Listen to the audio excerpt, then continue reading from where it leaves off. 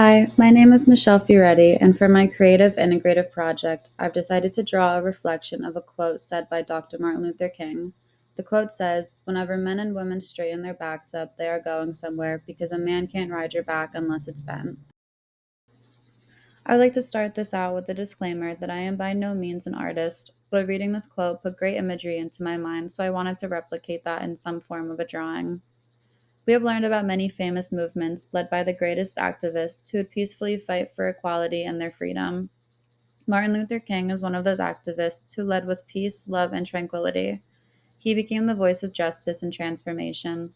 He has led many protests and marches and gave many motivational and powerful speeches, one of those being the speech he called "I Have Been to the Mountaintop," which is where this quote came from. The mountaintop in this speech is symbolic to the Promised Land, where Black people have equal rights and peace. This speech was given April 3rd, 1968, the day before his assassination. This speech was done with urgency for change and calls for action, while still ordering peace and personal sacrifices. The part of the speech that this quote comes from is when he's talking about being stabbed by a steel envelope opener that was 7 inches long.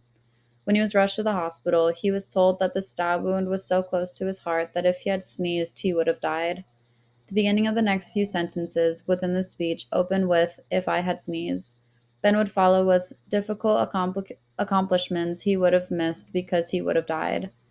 The full line of the quote I have chosen is, "If I had sneezed, I wouldn't have been around here in 1962, where the men in Albany, Georgia, decided to straighten their backs up. Because whenever men and women straighten their backs, they are going somewhere, because a man can't ride your back unless it is bent."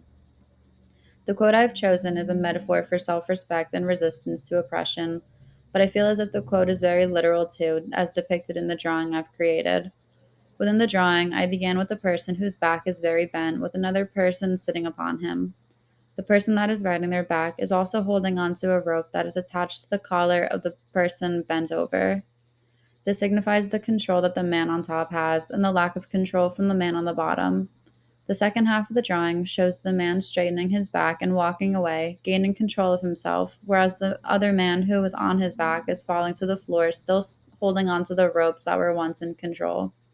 The man with a straightened back is now going somewhere because he has gained his control. If I were a better artist, I explain that this is a transformative drawing that brings the quote to life, but because my artistic skills lack, I think that explanation would be a stretch. When we first got this speech to listen to for an assignment, this quote basically reached out of the screen and resonated with me.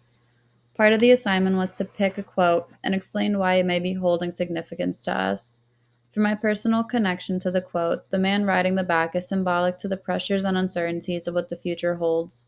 The pressures of being successful and making sure I achieve great things is controlling me, but if I straighten my back and let those pressures fall off, I am the one in control. I hope my interpretation of this quote has come out as clear on paper as it did in my head, and if not, I hope it's been clear throughout this explanation. This quote can be applied in many different aspects throughout life when you're feeling powerless, but as long as you remember to have good posture, you will be the one in control.